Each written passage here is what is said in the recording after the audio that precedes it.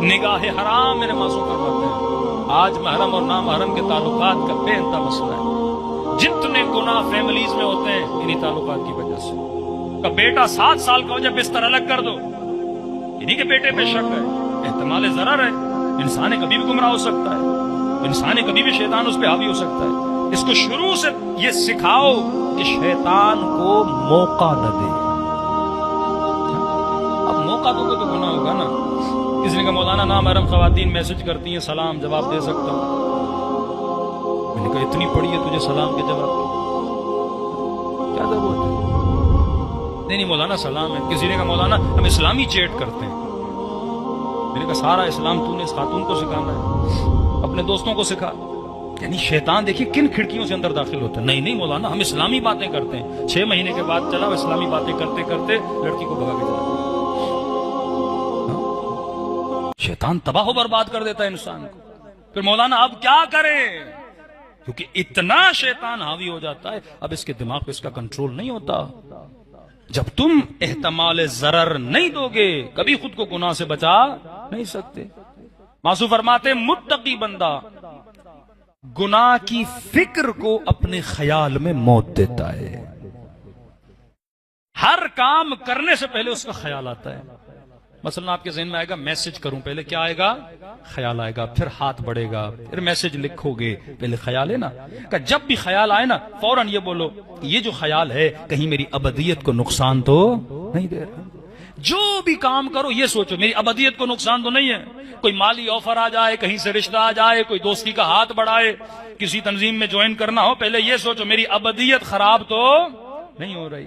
सबसे पहली प्रायोरिटी तुम्हें रखनी है अबदियत। अब सुने मौला का कितना हसीन फरमान है। मासूम फरमाते निगाह हराम इंसान के वजूद में हसरत पैदा करती है, इसकी जिंदगी को बेचैन बना देती है।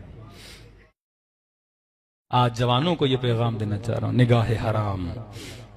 आज टीवी, सोशल मीडिया, फिल्म्स और ड्रामे, मैंने कहा ये जितने एक्ट्रेसेस जो ड्रामों में आती हैं, हजारों लड़कियां इंटरव्यू देती हैं, तब जाके जो 4 हसीन लड़कियां हैं उन्हें मौका दिया जाता है उनके हुस्न की वजह से। यानी इंतखाब जिस्म की वजह से है, रूह की वजह से नहीं।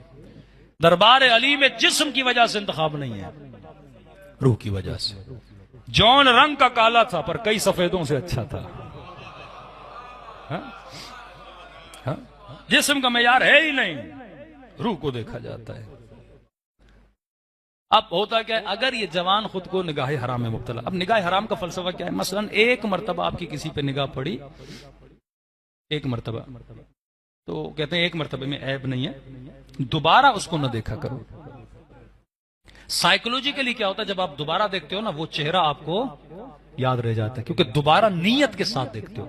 पहली मर्तबा सडनली देखते हो, एक्सीडेंटली किसी के चेहरे पे निगाह पड़ जाती है, का उसमें ऐब नहीं। इसी तरह मैं मजमे को देख रहा हूं, अब जरूरी नहीं हर किसी का चेहरा मेरे जहन में याद रहे, लेकिन एक मोमिन 2 बार 3 बार मेरे से मिलने आएगा, हमेशा इसका चेहरा मेरे जहन में याद रह जाएगा।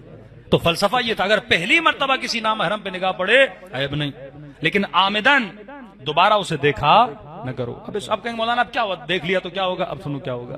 मौजूद फरमाते निगाह हराम हसरत पैदा करती है, निगाह हराम तुझे बेसुकून बना देती है। अब दुनिया की हसीनाओं को शैतानों को इन्होंने जमा किया, ट्विटर पर, इंस्टा पर, फेसबुक पर।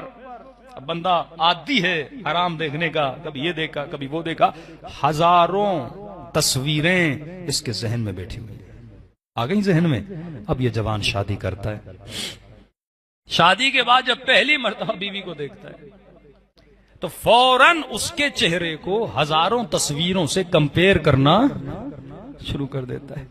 अब बोलेगा तुम्हारी आंखें ऐसी हैं, तुम्हारा नाक ऐसा है, तुम्हारा चेहरा ऐसा है, ये उससे मुतमईन नहीं होगा। जिंदगी में बेसुकूनी आ जाएगी, रिश्ते खराब हो जाते हैं, क्योंकि बंदा अब हुस्न परस्त बन चुका है ना, 1000 चेहरे इसके सामने। अब ये इसने सोचा ही नहीं जिन चेहरों को तुमने देखा है वो करोड़ों में ऐसे चेहरे हैं, वो चेहरा तुझे मिलने वाला तो है नहीं। माजू फरमाते गुनाह हसरत पैदा करता है, और फरमाते मुझे तरस आता है ऐसे गुनहगार पर जो हसरत लेके घूमता है लेकिन वो चीज उसकी कभी पूरी नहीं होती। यानी वो चीज तुझे मिलने वाली भी नहीं है और साथ में तू हसरत लेके क्या कर रहा है। अब शादी के बाद जिंदगी बेसुकून हो जाएगी। लेकिन तसव्वुर करो एक बंदा मुत्तकी है जिसने अपनी